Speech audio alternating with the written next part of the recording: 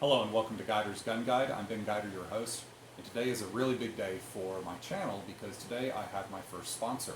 I'm sitting here today with Cesar Caceres of Nexteris Atlanta Northwest, and he has provided me with my very first product that I did not buy myself as a sponsor for my channel.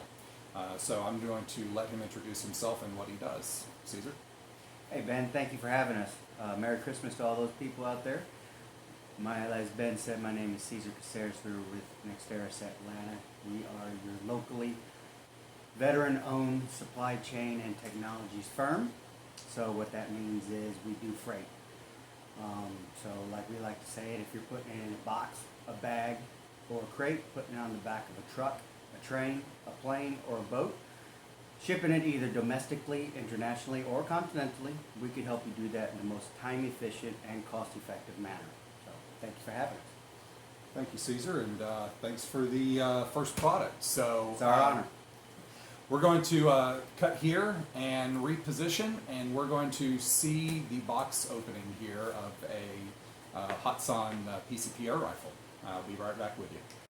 All right, we're back. So, as you can see, it came to me wrapped like this. So in full disclosure, Cesar Caceres is my brother-in-law. So why is my first sponsor gift wrapping something for me? Well, we're family. So anyway, here is my gift wrapped present. So we get to Christmas Day this with me, guys. I'm super excited for this.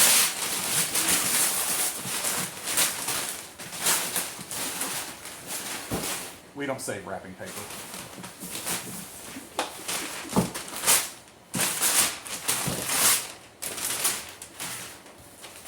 My 3-year-old did it better.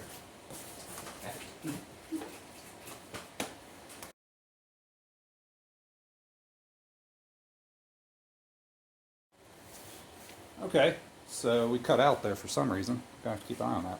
Okay, so Turkish air rifles, they use fill probes. So just so you know what that looks like, and I'll show you kind of how that works later. But we have a fill probe, and this is for airing up the air rifle. And then we've got a nice little baggie here of some, looks like a metal washer and some what do you call it, O-rings.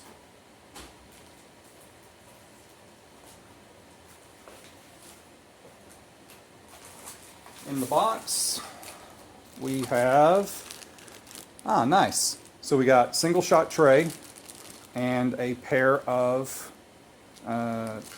magazines. These are 14 shot. This is a 177 caliber. And another baggie of some more O-rings. So that's nice. They give you some stuff for rebuild as needed.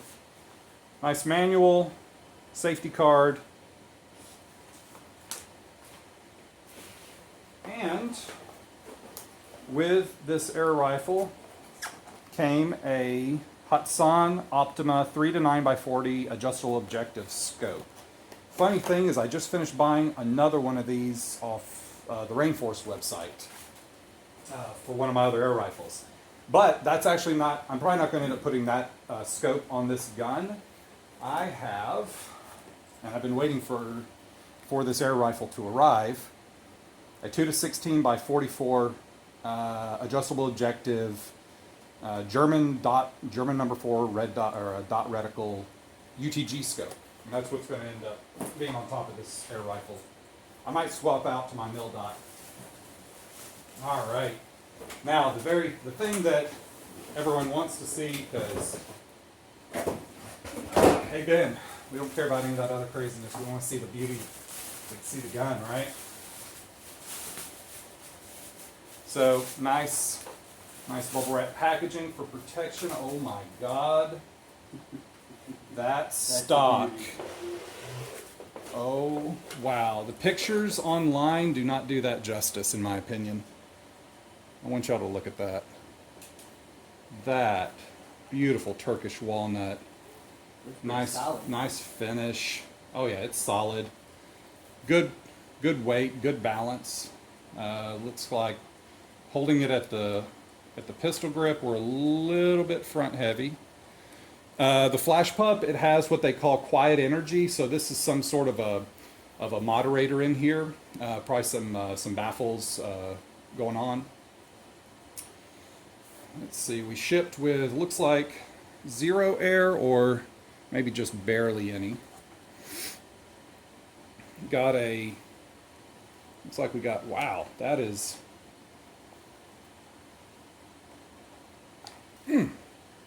that is a nice, I mean, this is a nice hard, like a rubberized plastic for protecting this cocking arm. Like that's a really nice touch, guys. Really taking care of your packaging. We got looks like we got a Weaver Picatinny rail. Looks like a Weaver, maybe. Here on top, for the scope, we have a adjustable cheek rest right here. It's a plastic, but it's a hard, nice plastic. That's interesting. So I can see here that there's Picatinny rail going all up underneath this area as well. That's interesting. On the receiver, on the actual receiver. I guess that's because they're probably using this receiver in their other designs.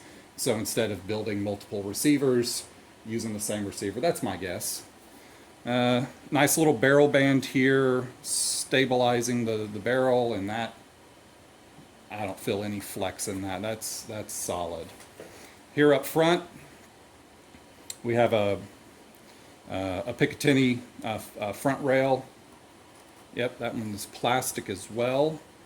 So bipod, tactical scope, however however crazy y'all like to get with your air rifles. Let's see. Looks like we got some. Oh, no. I don't know what that is. I'm gonna have to look up the manual. So I've got some screws here. Looks like some adjustment screws. I can't imagine. I mean, that might be part of adjusting the Quattro trigger that's in this. Because with this bullpup, because the trigger's up here, well, all of your hammer and sear linkages are back here in the receiver. And so running all the way from the trigger through this stock is a rail, is going to be some kind of an arm or some sort of a linkage that you pull that actuates all your sear stuff back here. So I would expect the Quattro trigger, any of y'all that are familiar with those parts, I would expect that to actually be back here, not up here, up under the trigger. The safety, it's metal. It's a nice metal. It's got a nice solid flick to it. Nice throw. That is, man. Y'all hear me say nice. Nice is the word. I'm loving this. Look at that. Got Hatsan etching into the stock here. Let's see. Hatsan Flashpup 177 caliber, made in Turkey by Hatsan. Looks like they got some patents pending. Read the owner's manual before using. Will do. Fill dry air only, max pressure. So this is only a 200 bar tank. So as y'all are aware, my first PCP air rifle, I bought a hand pump to pump it with. And I'm trying to remember if it was a 200 bar fill as well, but it wasn't bad. Doing 200 bars, not a big deal. Now this is also an unregulated PCP. Now, right up here towards the front, and this is something I like about this gun. Notice here at the front, we don't have the pressure gauge, right? Pressure gauge is back here on the side. I like this. I like my pressure gauge not to be where I'm staring down a barrel. That's just kind of me. Weird safety first type thing. Like the song says, staring down the barrel of a 45, not fun. Let's see. Oh, so the fill probe or fill port here, looks like there's a little rubber plastic plug here.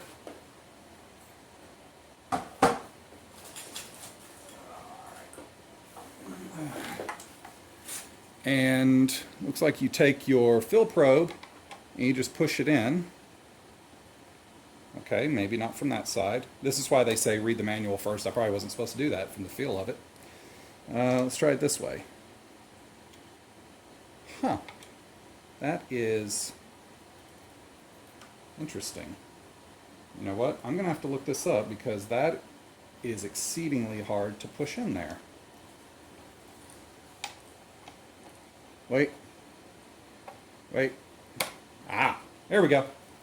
So out comes the, and this is, out comes the plug on the other side. It looks like it's a hard plastic, and it has a little rubber, looks like a little rubber O-ring, and that's just to protect the fill port from getting dirt and stuff in it when you're out in the field.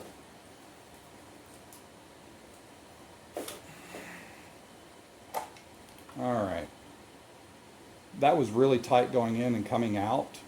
I just want to make sure I'm checking, because I didn't read the manual first. I want to make sure I didn't just mess up my O-rings. Doesn't look like I did. I'm going to get some, I've got some silicone grease that came with a Hajimoto baffle kit. I'm going to throw a little bit of that on those, maybe. I'll see what the manual says. Follow the manual, always. Let's see. What else do we got here? All right. Follow the manual. That's the Army way. Marine Corps way, we just go ahead and mess it up. As you can tell, my brother-in-law, double dog. All right, now let's see how that feels. So, I know I said it felt like it was front heavy in the balance, but once I get my hand on here, this gun does not, it really doesn't feel like it wants to tip one way or the other. That's kind of nice. That's kind of nice. And the shoulder, it feels, yeah, it feels really nice. Nice and comfortable. I'm really excited about this raised rail. Now, as a lot of y'all know, ideally you want your barrel axis and your sight, your point of aim, your sight line, you want those to be as close together as possible, right? And so putting this on this top rail like this, that's already setting this up off the barrel quite a ways. But this might be a scenario where I end up getting some low rings, and hopefully the bell of my rifle, or bell of the scope, ends up out off the front here, and I can try to get that line of sight as low center line to the barrel as possible. But this already being up, I've got a problem with getting cheek weld and my sight picture. I don't know if tall cheek to eye, I don't know what the case is there, but it's normally, you know, where this is, I'm on my chin, right? You know, I got to kind of hunker down in here to get to that. But yeah, so let's see. We're going to try cocking. Oh, that wasn't bad. That's pretty nice. And because I don't have a fill in this, I don't want to let my hammer fall. I don't want to run the risk of damaging the valve. Okay. Yep, it felt like it. Yep, it did. Okay. It does decock. And that locks back nice for loading the magazine here. Okay. And it looks like, yep, same design as the Pishtov that I've got, but different from the Gauntlet. The seal for the bolt probe it's not on the bolt probe. Okay, the seal for this, for the breech end, is actually inside the barrel. Just the design of, it looks like that's, you know, there's several idiosyncrasies about Turkish air rifle design that seems to be copied across the various manufacturers, and that appears to be one of those design elements.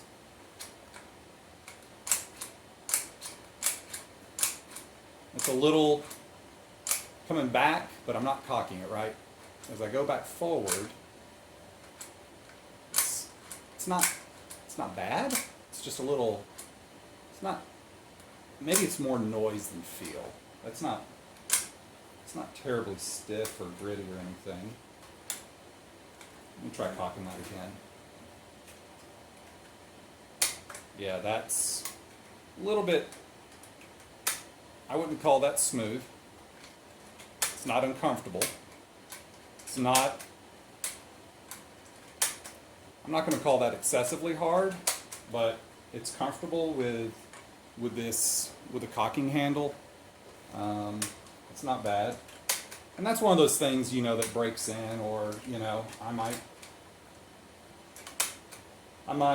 pull it apart and just, you know, normally you can polish up the cocking or the bolt and the hammer and the sear and all those types of things. But, you know, if I was to, you know, just open this up and kind of give it a polish, a little bit of moly grease or some sort of other, you know, appropriate lube, that would smooth right up. In fact, just using it, it'll probably smooth out. But let's get a good look at that. You know, a nice checkering, and it, you know, it does provide a nice feel, a nice grip. God, that is so pretty. That is so pretty. I'm in love with this wood grain, guys. Like, this is really a nice finish. I like it. Oh, here we go. I didn't notice that. I've been staring at all this other stuff. Nice rubber. This is a quality rubber butt pad like you might find on a nicer high-end, you know, rifles and whatnot. It's got the little vents that give a shock recoil absorption, which, you know, as we all know, recoil isn't the biggest problem for PCP air rifles, especially these 177 calibers. But yeah, let's see if there's any. Is there a feature I'm missing here? Is there anything I'm missing? You know what?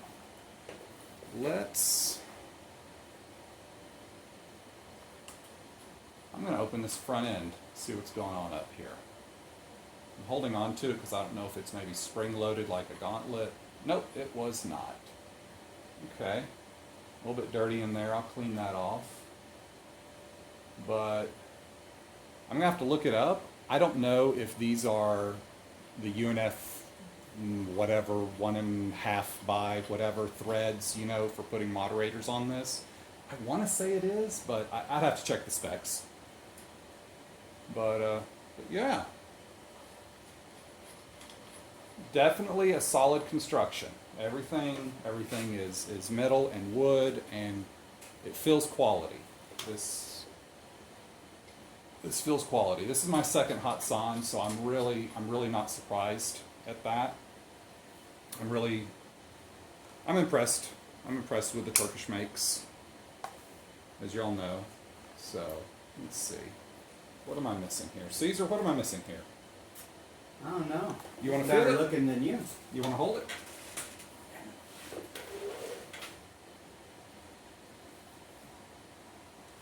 What do you think about that feel, Marine? That feels really good. Comfortable? I like the fact that it rocks back if your wrist breaks. Yeah. Yeah.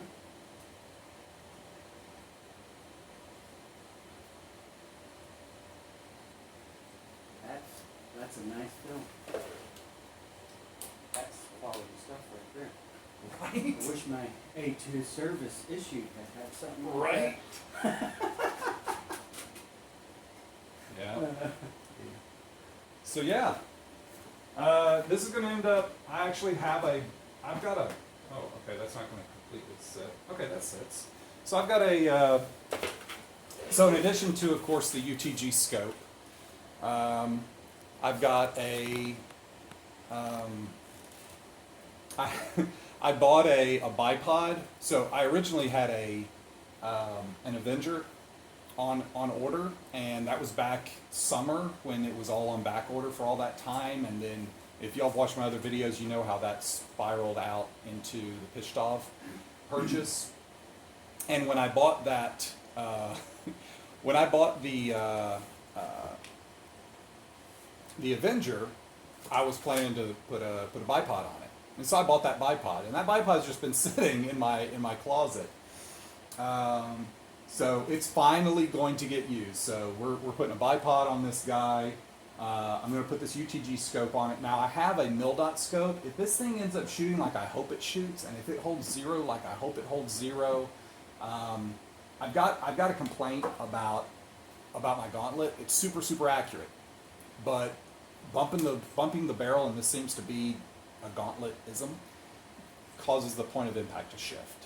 And you know, if you zero your rifle and then you take it hunting, you assume that it's going into the case, coming out of its case, transport, etc., going through the woods. You know, you expect it's going to bump the barrel, and so a point of impact shift from being jostled is unacceptable in a hunting rifle.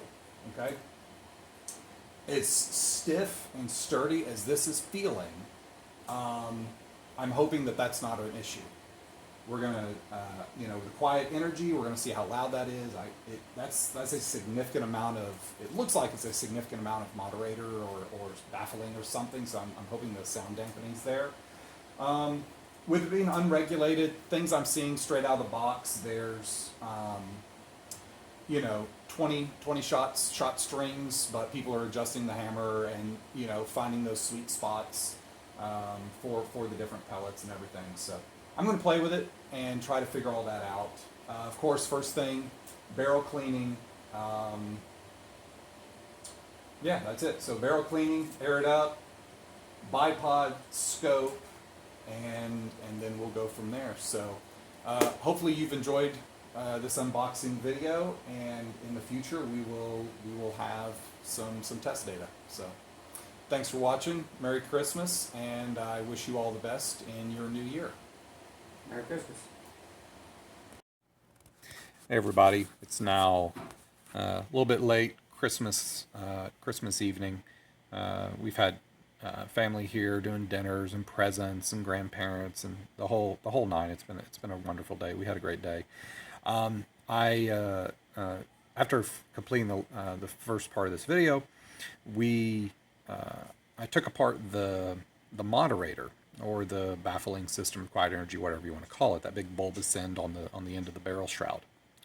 And I took some photos, so I wanted to kind of talk through those really quick. So the first photo I'm going to show you is after all of the internals have been pulled out. What we're looking at here, if you look at the very middle of the photo, that's the crown of the barrel, and right around it is a metal ring, and there's 6 holes drilled into it.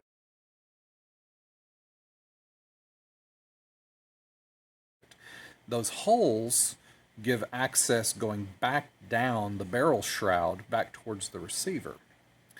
And what happens there is the pellet exits, it hits the first baffle item, and you'll see what I mean by that. It's kind of an interesting design.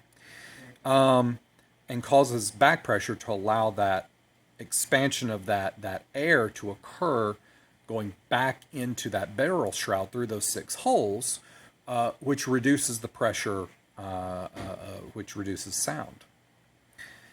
It goes through these 2 solid plastic baffles as its first step, and you'll see that in the next photo.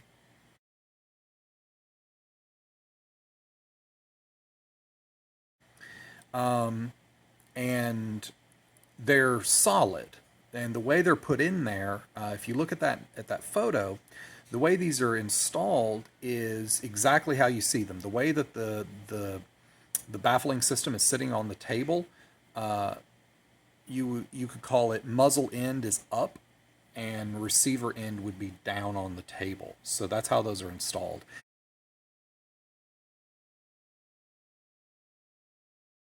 And so what happens is you've got these 2 solid, they're not going anywhere pieces that are causing the initial couple, back pressuring to try to force the initial expansion to go back down that barrel shroud towards the receiver. It appears to be the design concept. The next ones, I found this to be a very interesting design. The next 2 pieces, you can kind of see it, it's a mesh plastic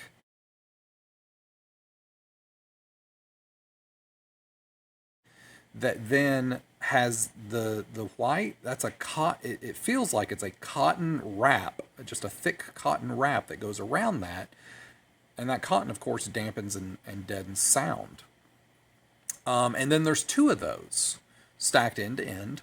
And so the way this looks is when you look at that photo, it's the clear, it's left to right, starting at the muzzle, at the crown.